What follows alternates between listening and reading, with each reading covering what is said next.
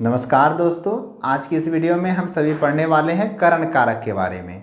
किसके बारे में? करण कारक के बारे में। तो दोस्तों, इससे पहले की वीडियो में हम सबों ने कर्म कारक के बारे में पढ़ा और उससे पहले की वीडियो में जो है कर्ता कारक के बारे में पढ़ा। ठीक है, तो इस वीडियो में हम लोग किसके बारे में सीखेंगे? करण कारक क्या होता है और करण कारक से संबंधित कौन कौन से सूत्र जो है हमारे परीक्षा में एग्जाम में पूछे जाते हैं। वैसे इसके सूत्र तो बहुत होते हैं, लेकिन हम सब उन्हीं सूत्रों को पढ़ेंगे जो कि हो एग्जाम की दृष्टि से महत्वपूर्ण हो। ठीक है दोस्तों, तो आइए हम लोग बिना समय व्यर्थ किए हुए सीखते हैं कि करण कारक होता क्या है। तो देखिए, किसी क्रिया को करने में जो अत्यधिक सहायक होता है उसे क्या कहते हैं? करण कारक। क्या कहते हैं? करण कारक कहते हैं कि किसी क्रिया को करने में जो अत्यधिक सहायक उसे क्या कहते हैं? करण कारक कहते हैं। जैसे कि मैं एक बात बोलता हूं दोस्तों कि हम सब देखते हैं, हम सब किससे देखते हैं? आंखों से। अगर बोलेंगे कि हम सब आंखों से देखते हैं, तो यहां पर देखिए कि देखना क्रिया हो रहा है और कौन कर रहे हैं? हम सब। लेकिन हम सब को सहायक कौन हो रहा है? कौन सहयोग कर रहा है? तो आंख। देखने में सहयोग कौन कर रहा है? आंख। तो हम लोग डेफिनेशन में क्या पढ़े? किसी क्रिया को करने में जो अत्यधिक सहायक होता है, तो हमें सहायक कौन हो रहा है? आंख। इसीलिए हमारा आंख क्या हो जाएगा? करण कारक। अगर बोलेंगे कि रमेश कलम से लिखता है, तो यहाँ पर देखिए रमेश लिखने का काम कर रहा है और उसका सहायक कौन हो रहा है? तो कलम। कलम का सहायक हो रहा है जिसकी वजह से वो लिख रहा है, तो यहाँ पर कलम क्या हो जाएगा? करण कारक हो जाएगा। अर्थात जो क्या करे, किसी क्रिया को करने में अत्यधिक सहायक हो उसे क्या कहते हैं? करण कारक। जैसे बोलेंगे कि सभी जीव पैरों से चलते हैं, तो सभी जीव पैरों से चलते हैं, तो सभी जीवों को चलने में अत्यधिक सहायक कौन होता है? पैर। तो पैर हो जाएगा करण कारक। ठीक है दोस्तों, उम्मीद है आप सबों को समझ में आ गया होगा। फिर से एक बार रिपीट करते हैं कि किसी क्रिया को करने में जो अत्यधिक सहायक होता है उसे करण कारक कहते हैं। जैसे मैंने यहाँ पर उदाहरण लिया है कि वह लाठी से सांप को मारता है। यहाँ पर देखिए सांप को जो पीटने का काम हो रहा है दोस्तों, वो किससे हो रहा है? लाठी से। ठीक है, तो लाठी आपका यहाँ पर क्या हो गया? करण कारक हो गया। और करण कारक में कौन सी विभक्ति लगती है? इसमें जो है ना तृतीया विभक्ति लगती। कौन सी विभक्ति? तृतीया विभक्ति लगती। करण कारक में कौन सी विभक्ति? तो तृतीया विभक्ति। ठीक है, तो इसमें हम लोग क्या कर देंगे? तृतीया विभक्ति लगा देंगे। जैसे देखिए इसका अनुवाद क्या बनेगा? वह लाठी से मारता है ना, तो क्या हो जाएगा? वह का सह लाठी से, तो लाठी का आता है लगुड़, सह लगुड़। और लाठी के बाद क्या है? से है। हम सबों ने कारक चिन्ह में पढ़ा, से दो जगह होता है, एक करण में, एक होता है आपादान में। ठीक है, तो जहां साथ में रहे, साधन साथ में रहे, वहां हम लोग क्या करते हैं? करण कारक वाला से का प्रयोग करते हैं। ठीक है, और जहां अलगाव हो वहां पंचमी का। ठीक है, यानी कि आपादान। तो यहाँ लाठी से सांप को मारता है, लाठी साथ में रह रहा है, इसलिए तृतीया लगाएंगे। तो तृतीया क्या होता है? बालक के समान चलेगा, तो बालक का तृतीया बालकेन, तो लाठी का लगुड़ का तृतीया लगुड़ैन। तो क्या आ जाएगा? सह लगुड़ैन। मारना का ताड़य। कौन मारता है? वह किस में आता है? प्रथम पुरुष। कितना आदमी है? एक आदमी। एक वचन जाएंगे, एक वचन क्या होता है? ती। तो हो जाएगा ताड़यति। सह लगुड़ैन सर्पम ताड़यति, सॉरी, सह लगुड़ैन ताड़यति। वह लाठी से मारता है। वह कलम से लिखता है, तो यहाँ पर देखिए लिखने का काम कौन कर रहा है? वह। और उसको सहायक कौन हो रहा है? अत्यधिक सहायक कौन हो रहा है? तो कलम। तो कलम तृतीया लगेगा, ये करण कारक हो गया। तो वह का क्या बन जाएगा? सह। कलम का हो जाएगा कलमैन, तृतीया लगाए। और लिखना का लिख। वाक्य का कर्ता कौन है? वह। तो वह प्रथम पुरुष में जाएंगे, एक वचन लगाएंगे, तो क्या आ जाएगा? लिखती। सह कलमैन लिखती। वह कलम से लिखता है। अब आइए हम लोग इसके सूत्र को देखते हैं। तो सबसे पहला सूत्र आता है आपका दोस्तों करणे तृतीया। करणे तृतीया, इसका अर्थ क्या होता है? इसका अर्थ होता है करण कारक में तृतीया विभक्ति लगती है। क्या होती है? करण कारक में तृतीया विभक्ति लगती है। जैसे उदाहरण देखते हैं,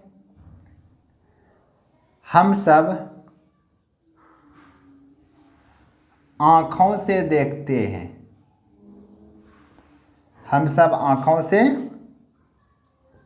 देखते हैं।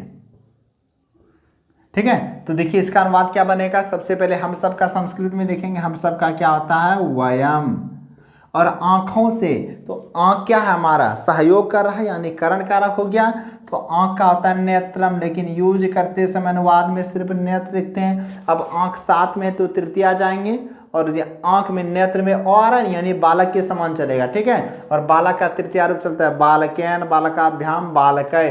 तो एक आदमी रहे तो बालकेन, दो रहे तो बालकाभ्याम, तीन रहे, दो से ज्यादा रहे तो बालकय। यहाँ पर आँख कितना है, एक है या दो है। आँखों से देखते हैं तो बहुवचन, लेकिन एक मनुष्य को आँख कितना होता है, दो। तो हम लोग द्विवचन यानी तृतीया का द्विवचन, तो बालकेन बालकाभ्याम, तो यहाँ नेत्रेन नेत्राभ्याम। तो क्या हो जाएगा, वयम नेत्राभ्याम, देखना का पस, वाक्य का कर्ता कौन है, हम सब किस में आता है, मैं में आता है। मैं में जाएंगे यानी उत्तम पुरुष, उत्तम पुरुष में जाएंगे। आमी आवह आम, बहुवचन है तो आमह लगाएंगे, क्या आ जाएगा, वयम नेत्राभ्याम पश्यामः। देखिए दोस्तों, ये आपको अनुवाद तभी सही तरीके से आ सकता है जब आप इससे पहले का वीडियो, या तो आप पहले से जानते हो अनुवाद, या नहीं तो अगर आप नहीं जानते तो हमने जो है अनुवाद का पहले वीडियो बनाकर अपलोड कर दिया, उसको जाकर देखें, फिर आपको ये सही तरीके से समझ में आ जाएगा, ठीक है। अब दूसरा उदाहरण लेते हैं। वह पैरों से चलता है, तो इसका देखिए क्या हो जाएगा, वह का सह, पैर का होता है पाद। अब देखिए कितना पैर है, दो है। उसी प्रकार नेत्राभ्याम, तो यहाँ क्या हो जाएगा, पादाभ्याम, सह पादाभ्याम। और चलना का होता है चल, कौन चलता है, वह प्रथम पुरुष में जाएंगे, एक वचन लगा देंगे, क्या हो जाएगा, ती। तो सह पादाभ्याम चलती, वह पैरों से चलता है। अब आइए हम लोग सूत्र नंबर आगे 2 देखते हैं। सूत्र नंबर 2 जो है वेरी वेरी इंपॉर्टेंट है दोस्तों। इससे संबंधित अनुवाद या इसका एग्जाम्पल दे दिया रहता है, एग्जाम में कैसे आएगा इसको समझाते हैं। जैसे यहाँ दे दिया गया है सह पादाभ्याम चलती, यह किस सूत्र से लिया गया है, तो यह करणे तृतीया से लिया गया। उसी प्रकार इसका कुछ उदाहरण दे दिया जाएगा, बोलेगा ये किस सूत्र से लिया गया, 2-3 एग्जाम्पल दिया रहेगा सूत्र का, तो उसमें आपको जो है टिक करना है जो उसके लिए उचित होगा। तो करणे सार्थे तृतीया करते, देखिए क्या होता है, साथ जुड़े हुए वाक्यों में, अर्थात जिन वाक्यों में, ठीक है, साथ शब्द जुड़ा हो उसके अप्रधान कर्म में द्वितीया विभक्ति लगती है। जिन संस्कृत के वाक्यों में क्या जुड़ा हो, साथ शब्द जुड़ा हो, तो उसके अप्रधान कर्म में तृतीया विभक्ति लगती है, ठीक है।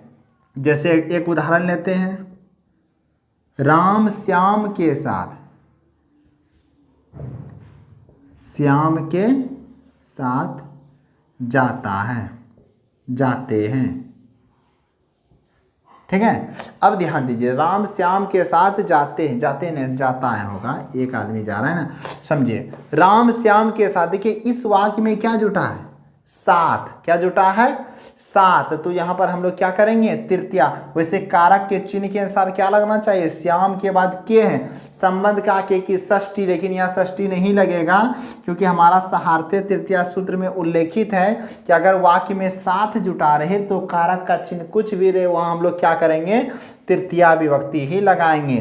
तो यहाँ पर क्या करेंगे, सबसे पहले हम लोग लिखेंगे राम का राम, और जिनके बाद ये साथ शब्द जुटा रहे उसी में तृतीया लगाना है, तो श्याम में तृतीया, तो क्या हो जाएगा, श्यामेन। अब प्रश्न आता कि साथ का हम लोग संस्कृत क्या लिखेंगे, तो साथ का संस्कृत जो है होता है, आप सह भी लिख सकते हैं, साकम लिख सकते हैं, सार्धम लिख सकते हैं, ठीक है। ये सारा जो है आपका साथ के बदले लिख सकते हैं, साथ के बदले में सह साकम सार्धम समम, ये सब आप लिख सकते हैं। चलिए हम सह को लिखते हैं, तो साथ का संस्कृत क्या होता है, सह, सह विसर्ग नहीं दीजिएगा। तो क्या हो गया, राम श्यामेन सह, जाना का क्या होता है, गच। वाक्य का कर्ता कौन है दोस्तों, देखिए आप कंफ्यूज नहीं होइएगा, श्याम के साथ जा रहा है लेकिन कौन जाने का काम कर रहा है, राम। तो कर्ता एक ही आदमी हुआ, ये तो हमारा कारक में आ जाता था, ये हमारा कर्ता। राम क्या है, नाम है, और नाम रहे तो किस में जाएंगे, प्रथम पुरुष, और एक आदमी एक वचन क्या लगा देंगे, ती। तो राम श्यामेन सह गच्छति, राम श्याम के साथ जाता है। दूसरा अनुवाद लेते हैं दोस्तों, जैसे आपका एक लोकप्रिय अनुवाद बन गया, ये कई बार एग्जाम में पूछे गए हैं कि सीता राम के साथ वन गई, सीता राम के साथ वन गई, सीता राम के साथ वन गई। ठीक है, इसमें भी देखिए 7 जुटा है तो क्या करेंगे सीता, तो सीता में तृतीया लगाएंगे तो क्या हो जाएगा सीता करता हुआ राम के साथ, राम के बाद है के साथ ना, तो राम में तृतीया लगाएंगे तो क्या हो जाएगा रामेण, सीता रामेण।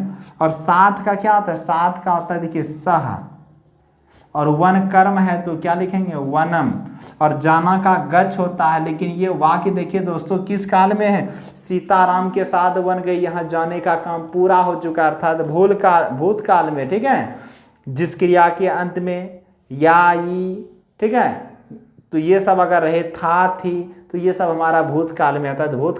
काल का रूप चलता है तो तम अन अहतम तो अम आओ आम, तो यहाँ वाक्य का कर्ता कौन है वह, तो प्रथम पुरुष में जाएंगे और उसका रूप चलता है तो तम अन, तो एक आदमी क्या लगाएंगे तो, और भूतकाल के वाक्य में आगे अ जुड़ता है तो क्या हो जाएगा सीता रामेण सह वनम अगच्छ, सीताराम के साथ वन गई। तो ठीक है दोस्तों, इतना सा आप लोग स्क्रीनशॉट ले लें, फिर हम आगे बढ़ते हैं।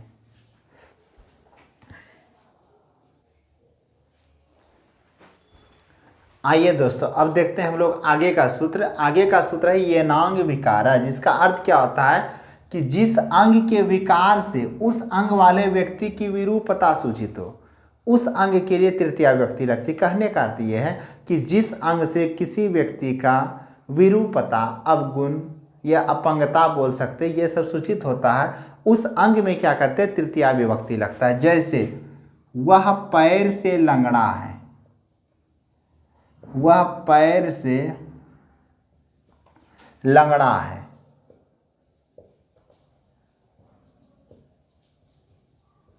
इस वाक्य में समझे दोस्तों दिया क्या दिया है, वह पैर से लंगड़ा है, तो पैर शब्द से क्या हो रहा है अपंगता सूचित हो रहा है, तो पैर में तृतीया लगा देंगे तो वह का संस्कृत क्या होता है सह, पैर का होता है पाद, लेकिन क्या तृतीया लगाना, एक पैर है या अनेक पैर, तो यहाँ एक ही पैर बोला जा रहा है, पैरों रहता तब दोनों पैर से। ठीक है, तो यहाँ पर एक का तो बालक का तृतीया बालकेन, तो पैर का तृतीया पादेन, और लंगड़ा का होता है खंजा, क्या होता है खंजा। कुछ क्रिया है क्या नहीं है, तो हम लोग अस्ति अस्ता संति वाले नियम में जाएंगे, और वह है वो करता तो प्रथम पुरुष में जाएंगे, एक वचन लगाएंगे अस्ति, तो सह पादेन खंजा अस्ति, वह पैर से लंगड़ा है। ठीक है, एक और उदाहरण लेते हैं, तुम कान से बहरा हो,